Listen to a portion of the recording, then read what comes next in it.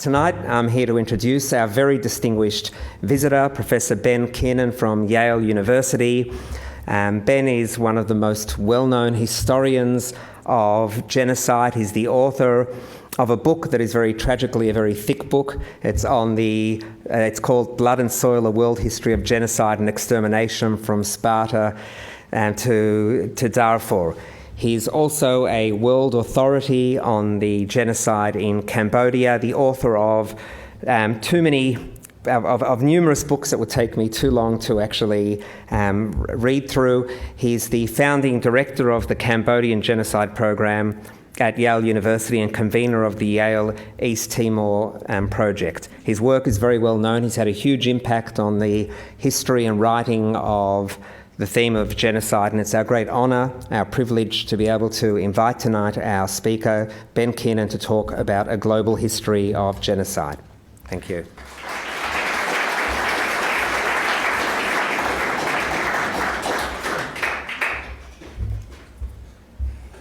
Thanks, Mark. I'd also like to thank the Wheeler Centre as well as the Australian Centre for Jewish Civilisation for the invitation to return to Melbourne and to be here tonight. It's a special pleasure to be speaking in the building of the State Library of Victoria, which is a place that has a special association for me. When I was a teenager, my dad, who just turned 90 this month and is here tonight with my mother, took me into the beautiful domed reading room of the State Library and showed me the books lining the high circular walls. And I remember him telling me that this is a library that contained all the books that are published and more. I remember very, very clearly those words, "and more." For years I wondered what that more meant and what information could exist that had not been published in books held in the State Library of Victoria. And I have to say that ever since, my research career has been driven by the desire to locate that more information. Thanks, Dad. There are, of course, some advantages to spending long years abroad.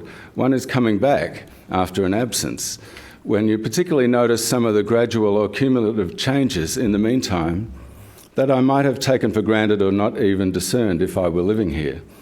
For instance, every time I return, the goal umpires seem to get a few more years younger. And the panoramic views from St Kilda Pier just keep on improving. Just today I was treated to a vision of the entire Collingwood team in their bathers doing a bit of circle work on a shallow sandbank off St Kilda Beach. Now, I know that if I'd been living here, I never would have seen that in a million years. And then when I zoomed back out again, I had to admit that the older I get, the better the yu-yangs look. Of course, that slow change has probably been going on undiscernibly for billions of years. But I promise you I won't, in my historical survey, go back that far tonight. The 1948 UN Convention on the Prevention and Punishment of Genocide defines that crime as, quote, acts committed with the intent to destroy, in whole or in part, a national, racial, ethnical, or religious group as such. And these acts include, of course, killing members of the group or deliberately inflicting on the group conditions of life calculated to bring about its physical destruction in whole or in part. And it also includes forcibly transferring children of the group to another group. I want to do three things here tonight. First, to describe some of the genocides in world history that meet this UN definition. Second, to describe some of their common recurring features that are missing from the legal definition. And third, to illustrate some of the new resources available to people studying genocide in the hope of preventing it. The Genocide Convention's focus on crimes against, quote, national, racial, ethnical or religious groups makes clear that racial and religious hatred are integral parts of genocide.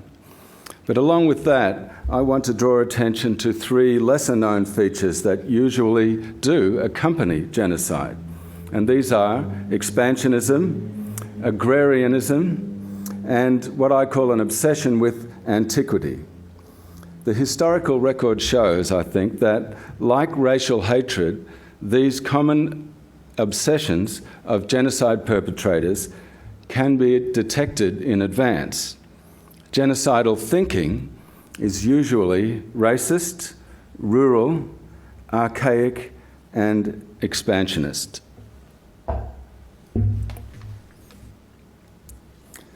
Along with the Nazi hatred of Jews, the expansionism of Hitler's regime is well known, and here it is depicted in Charlie Chaplin's 1940 movie, The Great Dictator.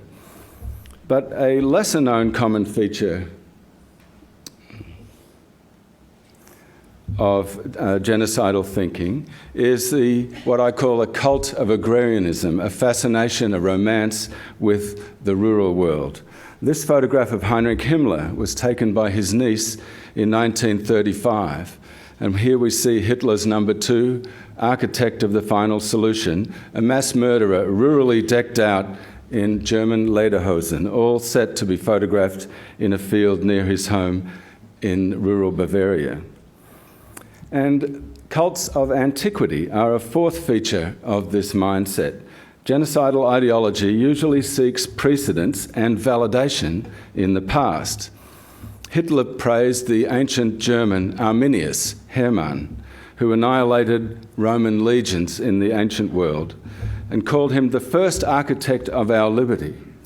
And when Hitler urged in 1924 that the new Reich, he said, must again set itself on the march along the road of the Teutonic knights of old, to obtain by the German sword sod for the German plough, we can see Hitler combining antiquity with both aggression and agrarianism.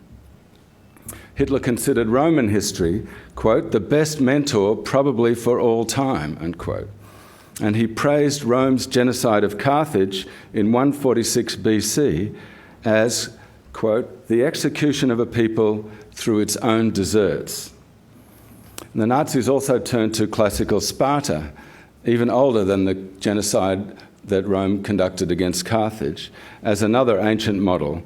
Hitler recommended that a state should, quote, limit the number allowed to live, and he added the Spartans were once capable of such a wise measure when they exposed sickly children to the elements to die. I've just learnt, Hitler remarked on invading the Soviet Union in 1941, quote, that the feeding of the Roman armies was almost entirely based on cereals. Now, he added, Ukraine and Russia will one day be the granaries of Europe. But they merited that responsibility, he thought, only with German agricultural settlement. The Slavs are a mass of born slaves, Hitler said.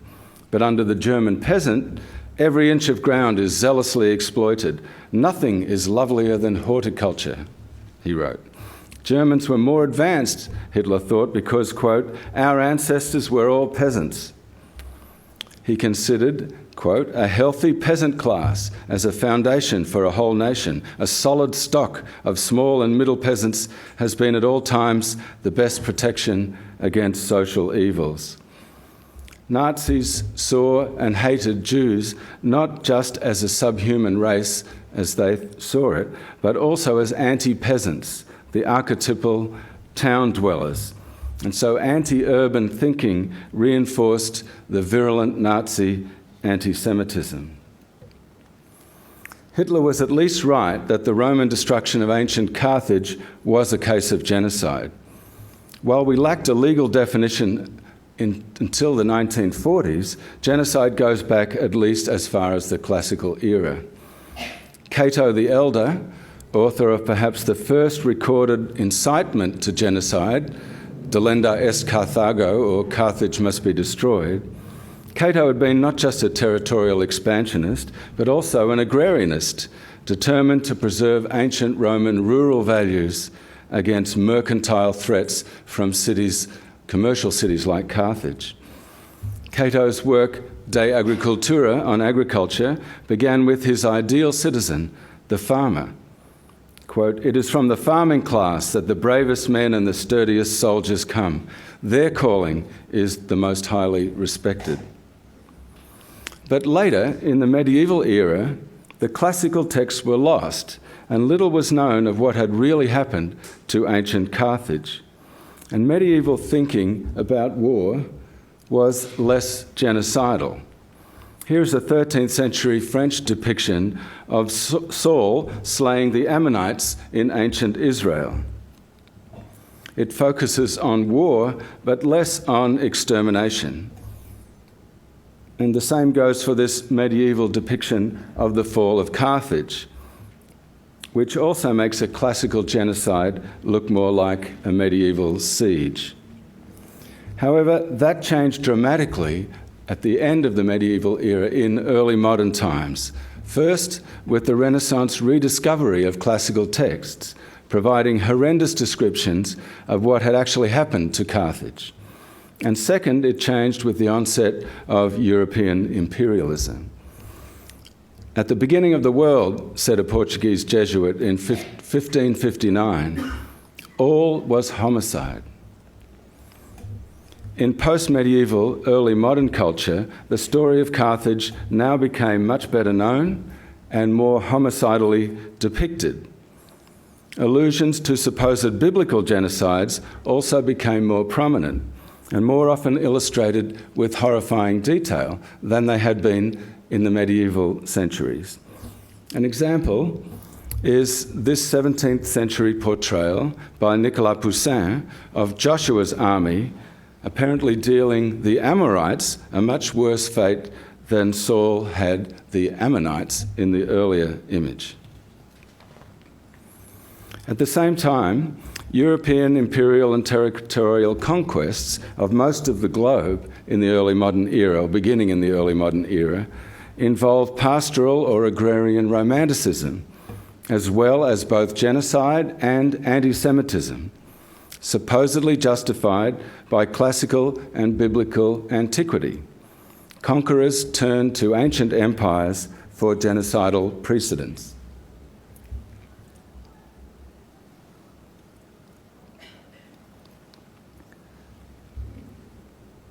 When the Spanish built their empire in the New World, they looked to Rome's expansion to justify their own.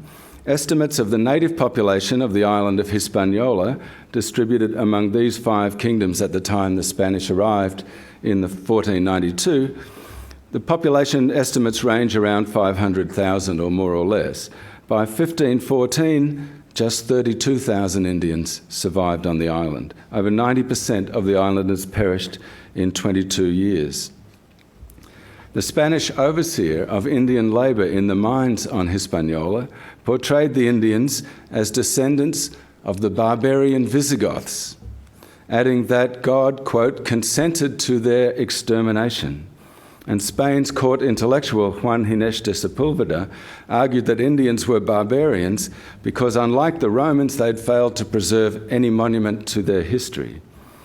Sepúlveda added that the Romans justly subjugated the other nations of the world, just as for their sins, quote, the Amorites and Perizzites and other inhabitants of the Promised Land were exterminated by the children of Israel. And he still condemned the Jews, quote, whose extermination God desired because of their crimes and idolatry. In the case of the Spanish expansion in Mexico, we have some rare depictions of how the victims of the massacres that took place portrayed them. As the early modern English sought their conquests, they self-consciously took on the mantle of Roman imperialism to justify their expansionism. In 1570-71, a group of Elizabethan gentlemen met frequently in London to discuss classical Roman military strategy at the home of Sir Thomas Smith and his son Thomas Jr.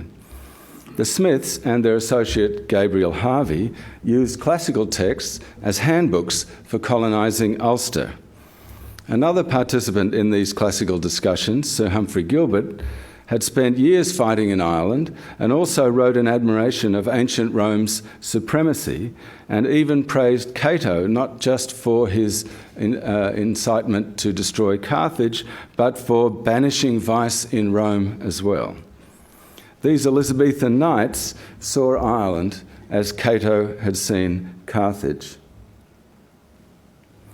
Another member of this circle left for Ireland in 1580 with Sir Arthur Grey de Wilton, the English Lord Deputy of Ireland. And with him went the poet Edmund Spenser, who wrote a Latin poem calling Gabriel Harvey the great Cato of our era. Harvey wrote back that your great Catos and our little Catos make such a buzzing and ringing in my head. And Spencer was in Ireland with Gray in November 1580 when this battle took place, which is a contemporary painting of the English siege of a Spanish fort set up by Spanish and Italian papal troops in the west of Ireland. And here we have a depiction, an English depiction of Lord Grey ordering his troops to carry out the massacre of 600 disarmed, surrendered papal troops. Grey reported back to Queen Elizabeth, "I put in certain bands who straight fell to execution.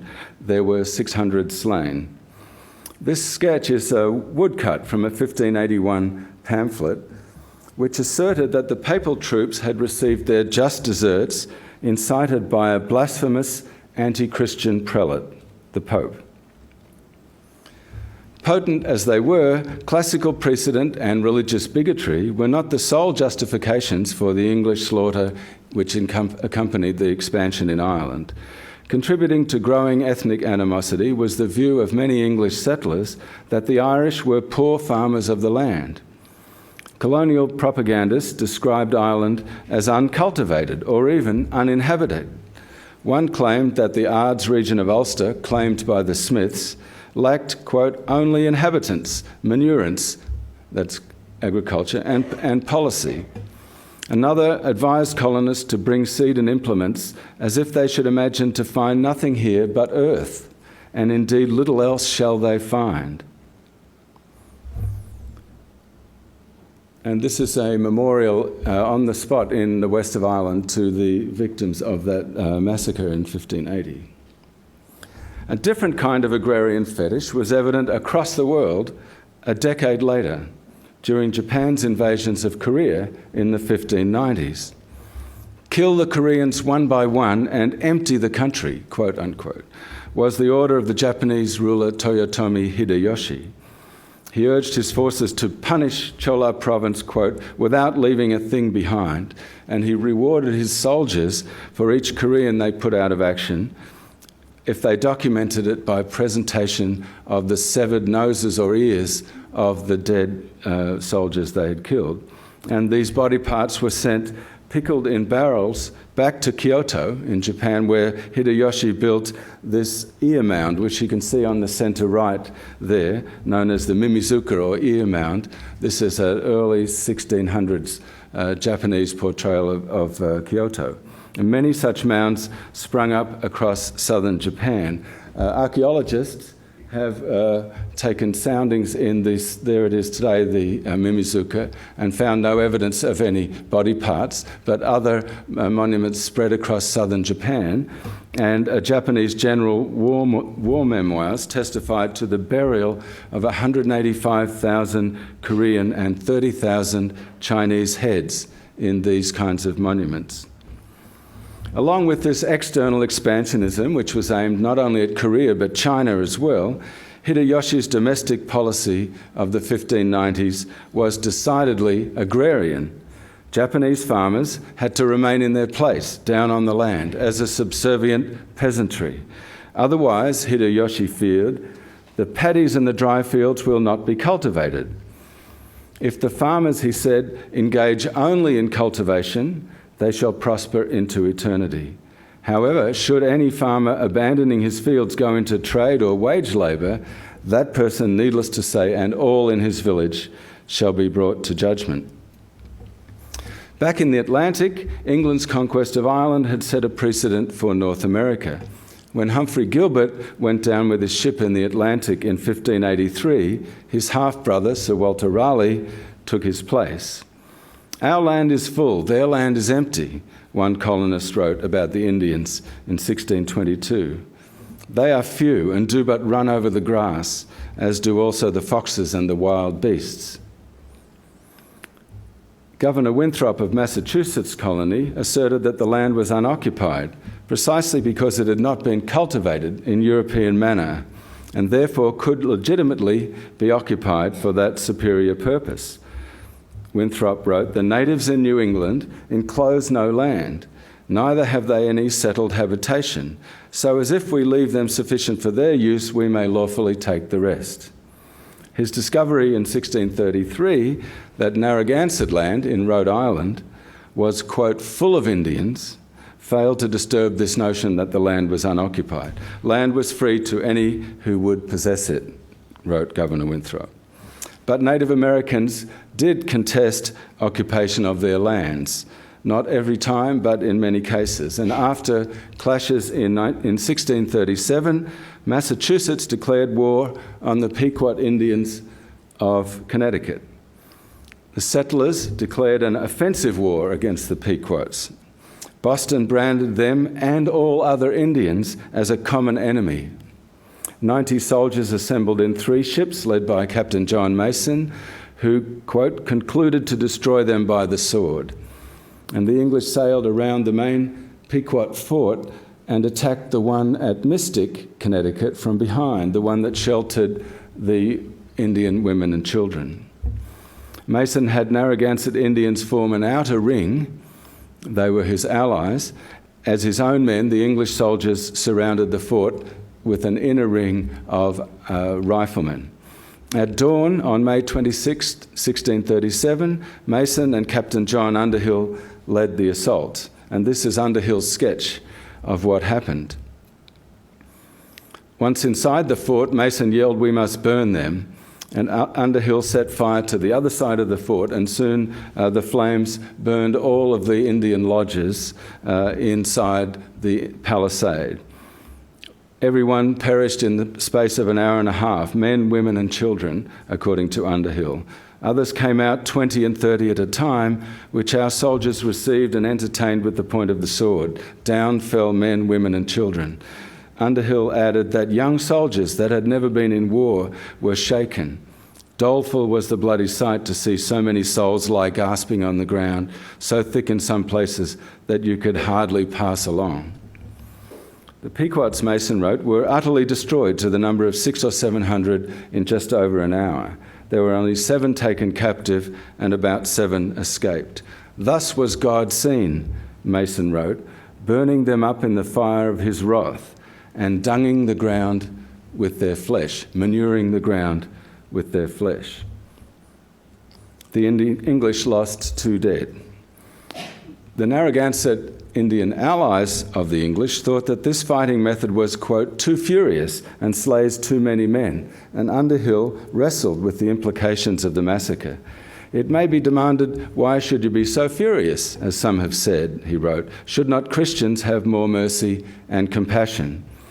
But he answered by appealing to ancient biblical precedent. I would refer you to David's war, he wrote. Sometimes the scripture declareth women and children must perish with their parents. We had sufficient light from the word of God for our proceedings. And here is an 1879 portrayal of the site still empty on the hillside over Mystic, Connecticut. I want to contrast that event in the 17th century with an 18th century event not too dissimilar, but I want to contrast it because of the different response, at least that we have from people who wrote about it. In 1763, Benjamin Franklin in Pennsylvania recognized the genocidal massacre of Indians and condemned it outright. If an Indian injures me, Franklin asked, does it follow that I may revenge that injury on all Indians? It is well known that Indians are of different tribes, nations, and languages, as well as the white people. In Europe, if the French, who are white people, should injure the Dutch, are they to revenge it on the English because they too are white people? The only crime of these poor wretches seems to have been that they had a reddish-brown skin and black hair, and some people of that sort, it seems, had murdered some of our relations. If it be right to kill men for such a reason, then should any man with a freckled face and red hair kill a wife or child of mine, it would be right for me to revenge it by killing all the freckled, red-haired men, women, and children. It's a very modern statement, very different from what we have heard so far in the other cases. Benjamin Franklin's rage was such that he said, and yet our frontier people call themselves Christians. Their victims, he said, would have been safe in any part of the known world except in the neighbourhood of the Christian white savages of Paxton, where the massacre had taken place. Colonial massacres of Indigenous people were numerous, although not universal. Sometimes they were genocidal. This map shows a few selected cases of colonial genocides.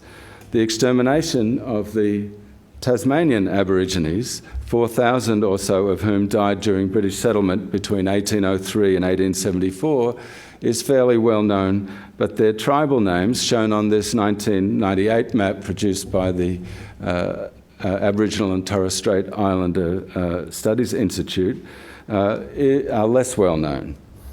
Yet, to some extent, Tasmania was not an exception. Around 1800, the Australian mainland was home to over 700 Aboriginal communities, many of whom had their own languages. But over the next century, many of these ethnic groups and their languages disappeared in the violent conquest of the continent. In 1886, an Australian artist, Alfred Scott Broad, depicted the fate of the Aborigines this way. Of course, the two top sketches are inaccurate, I believe. Whites did not disembark shooting from their ships, nor did Aborigines spear missionaries. But whites did often kill Aborigines to protect their investments in pastoral stock, mostly sheep.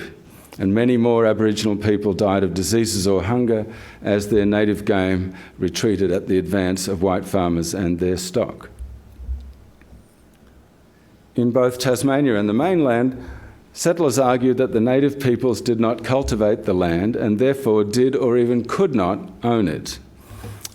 Even some whites who did recognise Aborigines as owners of the land could hardly imagine them actually occupying it.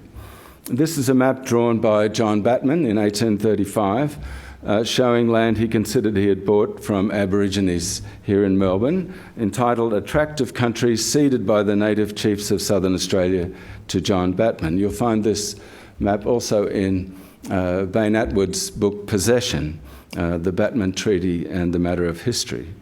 The Aboriginal people do not appear on the map, which is in fact largely empty, except for descriptions of its emptiness. The word open appears on the map 6 times, combined 4 times with extensive open plains as far as the eye can reach to the westwards, open and extensive country, and so on. If Batman could have seen or imagined more Aborigines or recognised their land use, the open plains across what later became the colony of Victoria might have looked more like this. This is a much wider area, of course, than shown on Batman's map. But it includes the Kurnai region in what is now Gippsland and eastern Victoria. But instead, in just 23 years after Batman's map was drawn up, by 1858, the Melbourne area looked like this, a very close grid of settlement without much space or interstitial regions for Aboriginal people to exist. And of course, the Kurnai region was now called Gippsland in this 1858 map, the squatting map of Victoria.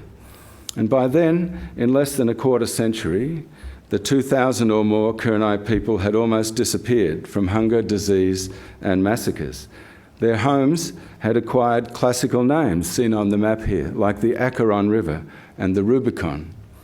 It took another 30 years to retrospectively map the 5 Kurnai clans and their neighbouring Aboriginal group onto the map of Gippsland, which was Howitt's map of 1888. The same era, unfortunately, saw another catastrophe in California, which might have looked something like this at the onset of US rule in 1846.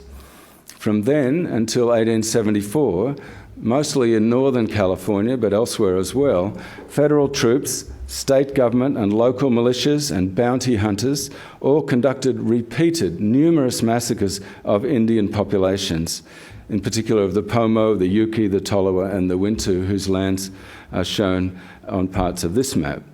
many linguistic groups vanished. Here's a map of the linguistic regions of California at the time. The San Francisco Bulletin commented in 1860, "Even the record of Spanish butcheries in Mexico and Peru has nothing so diabolical." The US federal government appointed J. Ross Brown to investigate, and in a sardonic comment written later, he blamed the explosive combination of democracy and agrarianism. The federal government, he wrote, as is usual in cases where the lives of valuable voters are at stake, was forced to interfere. Troops were sent out to aid the settlers in slaughtering the Indians. A good many were cut to pieces, but on the whole, the general policy of the government was pacific. It was not designed to kill any more Indians than might be necessary to secure the adhesion of the honest yeomanry of the state, the small farmers of the state. In the destruction of Indians elsewhere, a pastoral romance accentuated this pervasive agrarianism, along with the exigencies of conquest. General Philip Sheridan sent General George Armstrong Custer on an expedition into the Black Hills of Dakota in 1874. There, Custer found what the New York Tribune called an Eden in the sky without the forbidden fruit. This photograph by William Illingworth shows Custer's wagon train winding its way through paradise in July of 1874, and Custer evoked the idyllic scene. Every step of our march that day was amidst flowers of the most exquisite colours and perfume. So luxuriant in growth were they that men plucked them without dismounting from the saddle. It was a strange sight to glance back at the advancing columns of cavalry and behold the men with beautiful bouquets in their hands, while the headgear of their horses was decorated with wreaths of flowers fit to crown a Queen of May. Custer added, "The soil is that of a rich garden. Nature has done so much to prepare homes for husbandmen. The open and timbered spaces are so divided that a partly prepared farm of almost any dimensions, from an acre upward, can be found here." Accompanying this agrarianism came models from antiquity. The New York Tribune's reporter on the wagon train wondered, did Caesar have such a wagon train? As soldiers pitched camp, he reported them asking their commanders, "How many miles today?" And he added, "Just as Xenophon was asked." The Chicago paper dubbed the expedition Custer's Anabasis. Custer's brother-in-law, Lieutenant James Calhoun, predicted that here the hives of industry will take the place of dirty wigwams. Civilization will ere long reign supreme and throw heathen barbarism into oblivion. Christian temples will elevate their lofty spires upwards towards the azure sky, while places of heathen mythology will sink to rise no more. Ultimately, the conquest of the North American continent became a triumph of civilization over pastoralists, and its art reflected that grandeur. Here we see an eclectic combination of the classical, the national, the indigenous, and the pastoral in Philadelphia's Washington Monument, unveiled in 1897. And just a little bit later, we have this statue of General Sherman, now in Central Park, looking like a Roman conqueror on a triumphal march preceded by dryads. Despite 2 millennia of genocides, many people think of that crime as a 20th century phenomenon. And this is in part because new technology and communications now in the 20th century made genocide more efficient and mechanized. The first non-colonial genocide of the 20th century was the Armenian catastrophe during World War I. It started in early 1915 when the Young Turk regime rounded up hundreds of Armenians and hanged many of them in the streets of Istanbul, before beginning the genocidal deportation of the Armenians to the desert, in which up to 1 million died or were murdered en route. In turn, the Armenian case became a model for other genocides of the 20th century. After all, its perpetrators had got away with mass murder. Who today speaks of the Armenians? Hitler asked in 1939. This was the era of the rise and fall of fascism and communism. The new totalitarian party states propounding scientific, race or class ideologies made entire groups of people inimical or expendable. Along with the Nazi regime, the communist giants, Stalin's Soviet Union and Mao's China, pursued mass killing of domestic political enemies and social classes. The two communist giants were somewhat less preoccupied with racial categories or territorial expansionism, but to some extent they were, but they were not at all concerned with historical antiquity. Stalin, unlike Mao, harboured no hint of agrarian idealism either.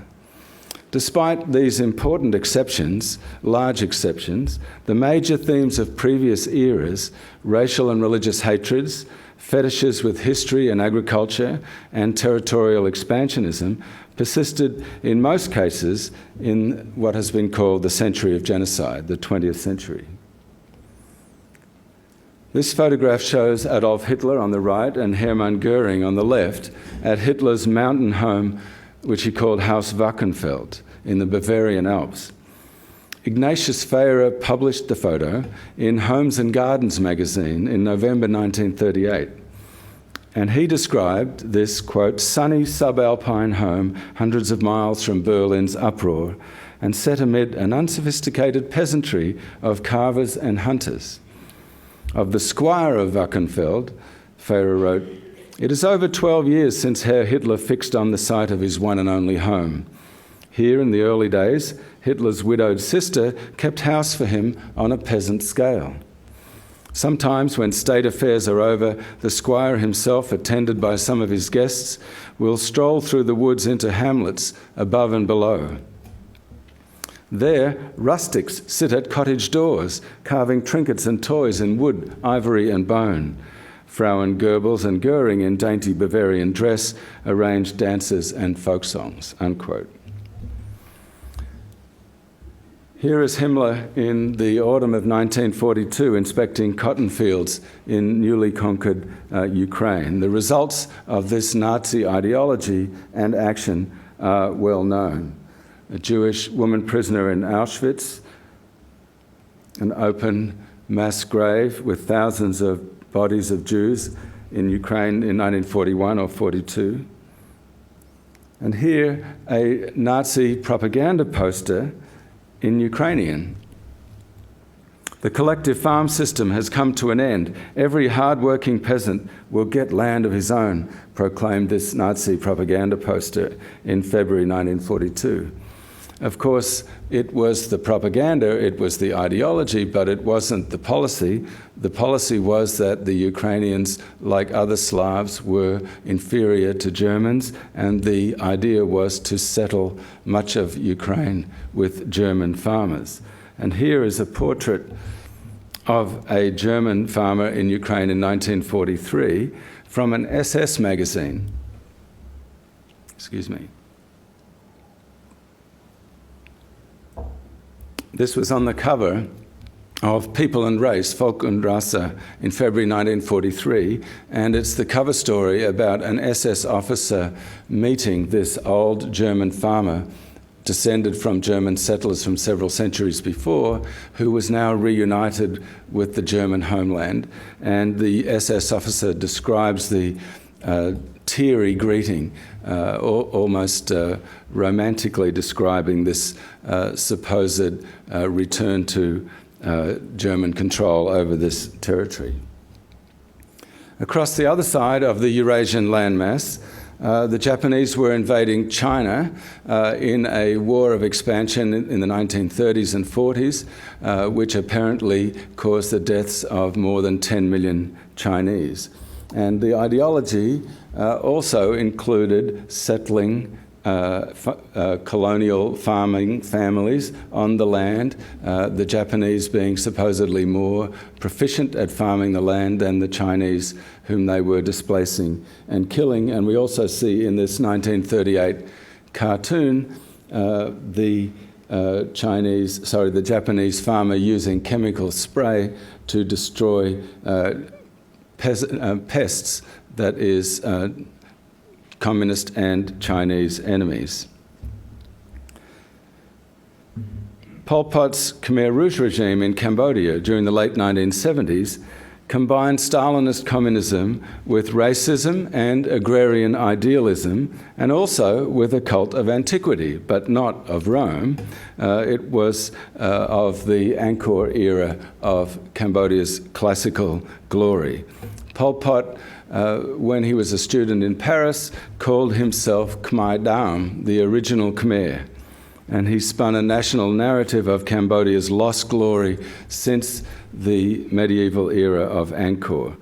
In that story, the Cambodian nation, the Khmer nation, had lost lands to encroachments by Vietnamese from the east and Thais from the west. This is a digital elevation map of Cambodia in its current borders. And this is a satellite image of Cambodia with the current borders overlaid on it. And this is the Cambodian identity card from the 1950s, at the time Pol Pot was portraying himself as the original Khmer. The identity card of a Vietnamese resident, of whom there were several 100,000 living in Cambodia, but never granted citizenship, despite generations in some cases of residence in Cambodia.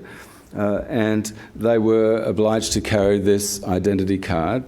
And during the 1970s, after the war broke out and the Lon Nol regime and then the Pol Pot regime took power, the ethnic Vietnamese were subjected to massacres, and especially in the Pol Pot period, along with other minorities, subjected to genocide.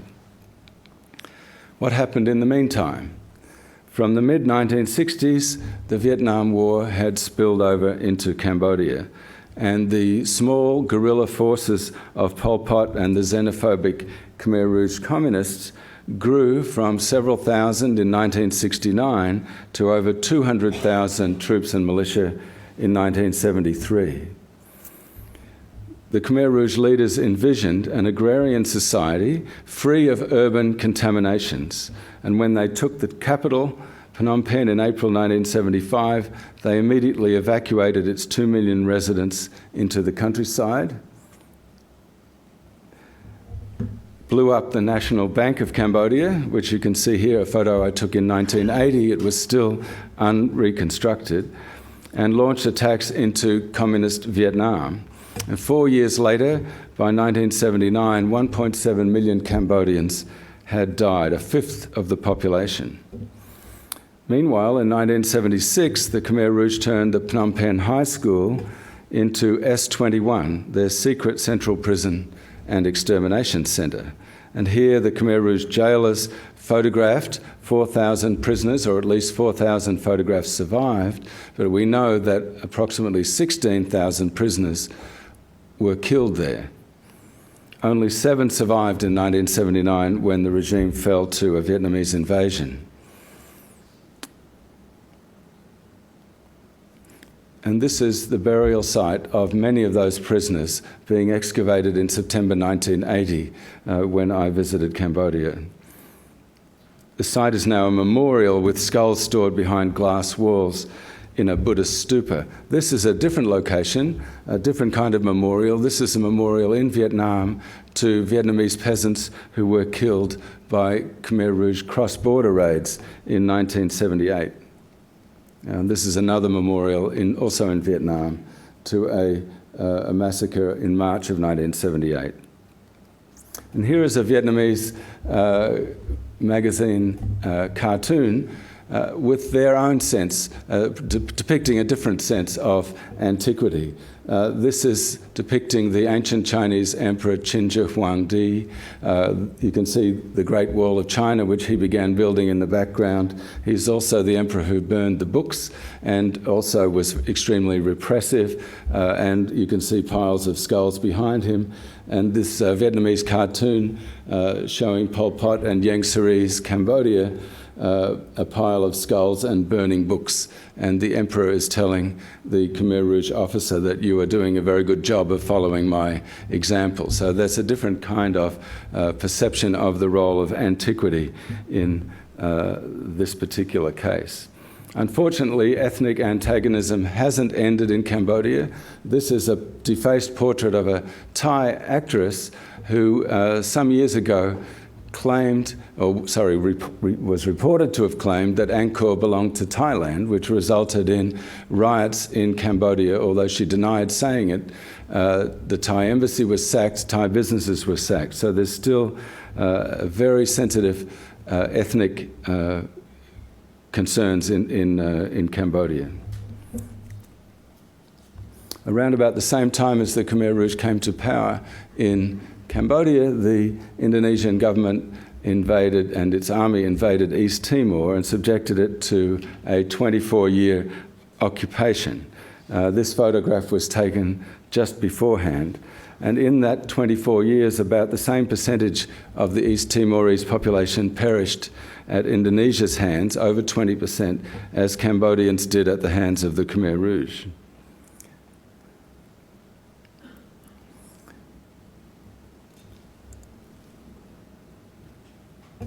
This is a satellite image which is taken over East Timor on September 8th, 1999, a week after the UN referendum, in which 79% of East Timorese voted for independence from Indonesia. The capital, Dili, as many of you will know, is in the north coast of the island, around here.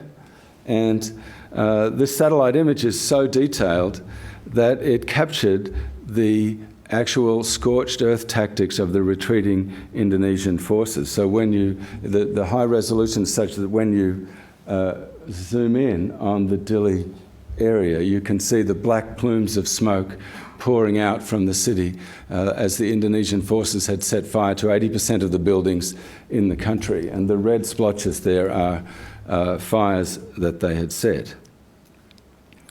Meanwhile, in the 1980s, a military dictatorship in Guatemala conducted a counterinsurgency genocide of Mayan Indian groups.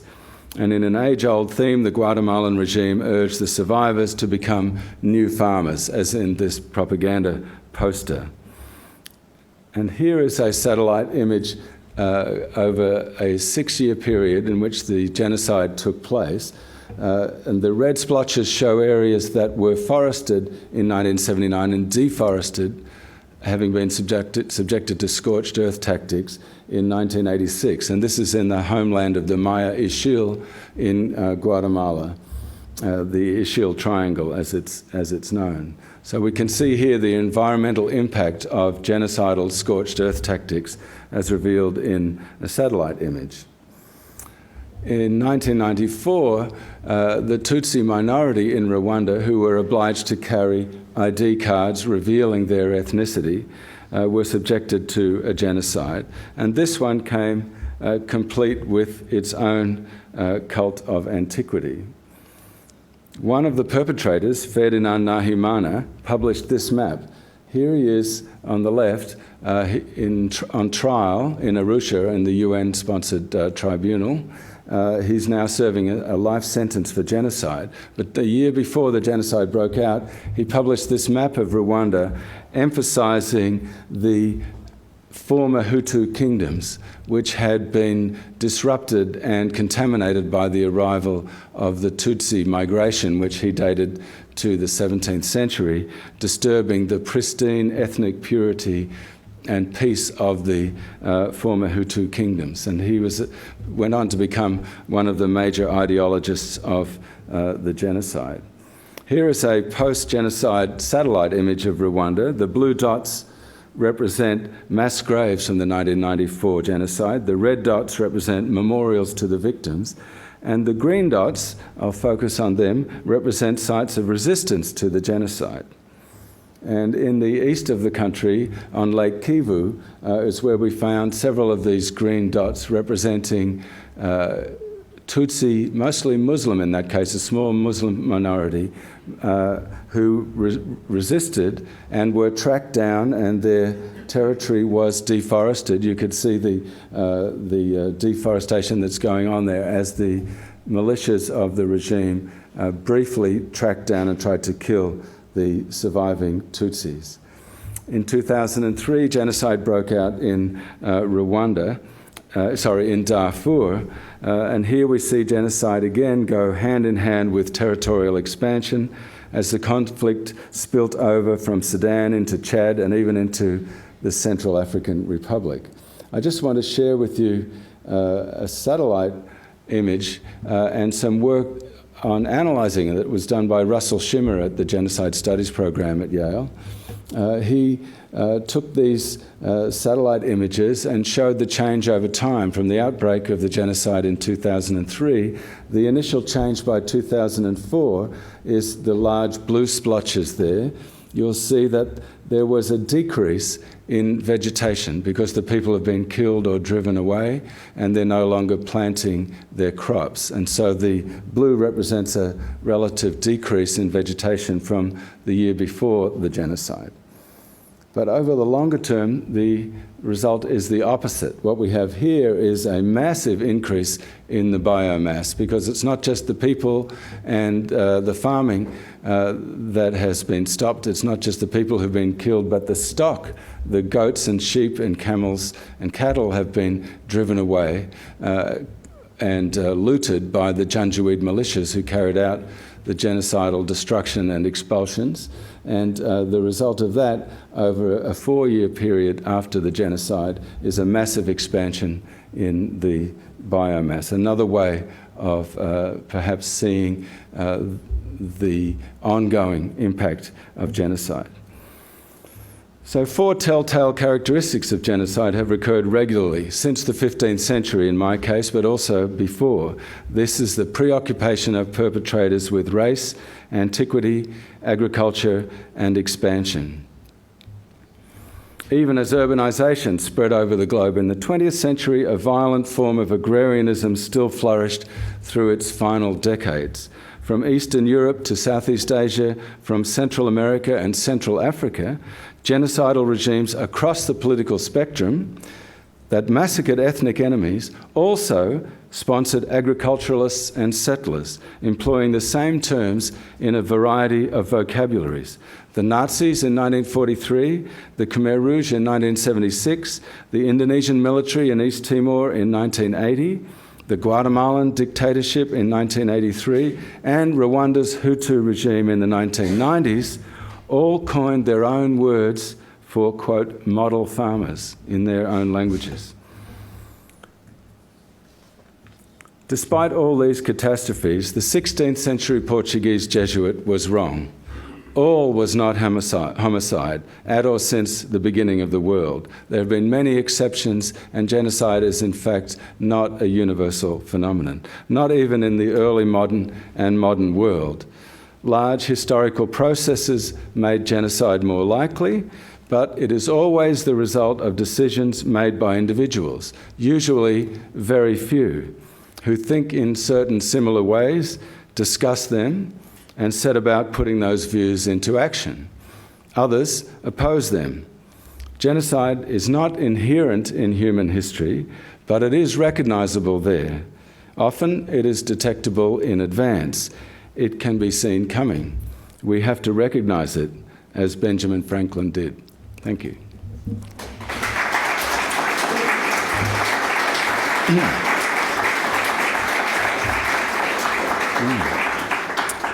I've got time for 1 or 2 questions, I believe, so I'd be happy to answer any. Yeah.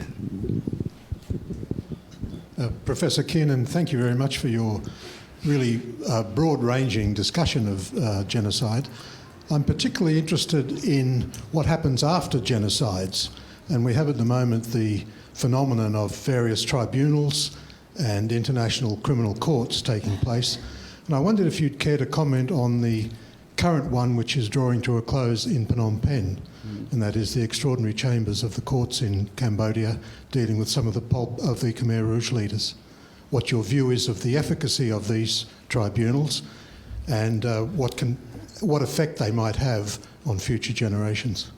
Yes, I'll try to make a few broad, quick comments. Of course, the main point is that it's taken so long. Since 1979, when the Khmer Rouge regime fell, we're now more than 30 years after that time.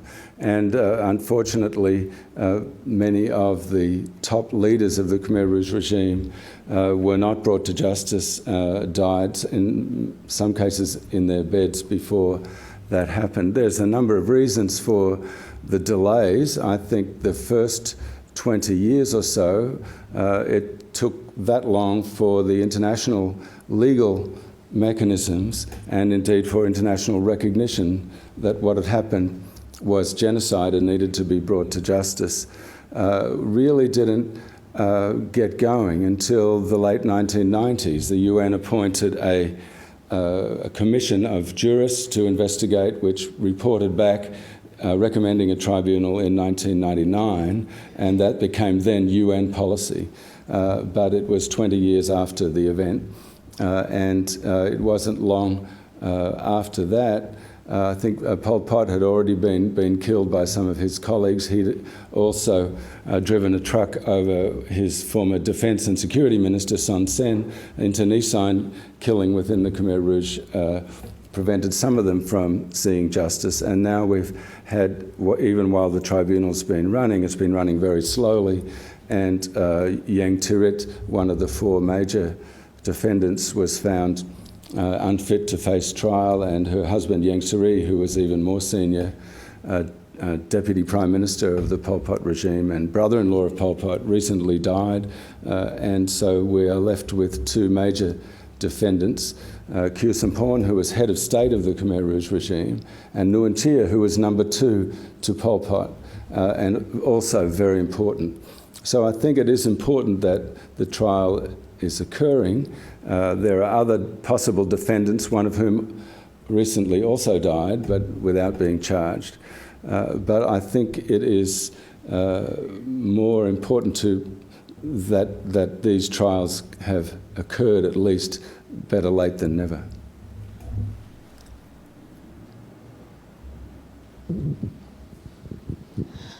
Thank you for your presentation. You've identified a number of features that are common to genocides. I'm wondering if you can comment on any genocides that you see in the making at the current time. Like what, if we can look forward and anticipate, what are you observing at the moment that's of concern? And also in your research, have you identified any effective efforts to forestall that? Thank you. Right. Well, I am a historian and I rely on documents, and we don't have documents from the future, so I'll be a little bit tentative, but I think there are several different categories of danger areas where genocide might take place. And some of them I think are quite well known. They're areas where conflict is raging or is likely to erupt. And places like Syria, to me, seem to be hardening into a cultural fault line between Sunni and Shia that may possibly result, whoever wins, in a genocide by the victors against the vanquished. And there are other places in the Middle East, but also in Africa. I think there is this very severe situation in the south of Sudan. Even though South Sudan has become independent, there are problems there too, but the south of the Rump Sudan, in the Nuba Mountains in particular, there's a continuing campaign to destroy any resistance among the people of that region, many of whom are Christians, by the Sudanese government, pretty much as they did against fellow Muslims in Darfur. And I think this conflict actually preceded the one in Darfur, but it was also disguised by it, so that while Darfur was getting a lot of the attention that it deserved, war continued in the south of Sudan. The other category that I would like to emphasize is smaller cases of genocide against indigenous peoples, particularly in the Amazon region, in Brazil, Peru, Ecuador, and also in Papua, the Indonesian province of Papua, the western half of the island of New Guinea. Survival International keeps a close watch on indigenous peoples, and they report that, at least some years ago, it's probably a smaller number now, there were 100 different groups or tribes, perhaps, of uncontacted populations in various parts of the world, in the Amazon and in Papua in particular. And those people are in danger of contracting diseases, but also in danger of having their land stolen, taken from them, their forests cut down and their livelihood removed from their control, and many then face starving to death. And this is continuing in the Amazon, although the Brazilian government is doing something about it. It still isn't enough, but there are also cases in Peru and Ecuador reported in The Economist where some tribes have disappeared. Now, it's not only through violence, which does take place, and there is a video on Survival International's website of an armed assault on an Indian village in Brazil, which was filmed by someone who was present. But there are also the dangers of peoples who have been uncontacted, contracting diseases to which they have no immunity. And sometimes that's accidental, but sometimes it is well within the knowledge of the cattle rangers who are cutting down the forest to establish farms on the indigenous people's land, or the miners, or the poachers who know that these people will suffer from the diseases that they bring. Sometimes it is deliberate, not every time. And so Survival International, for instance, is making the case that these people, if they don't want to be contacted, shouldn't be forced, at least against their will, to face the risks that we know are real. And so I think the fate of indigenous peoples, small as each group might be, is a fairly important location of continuing genocide.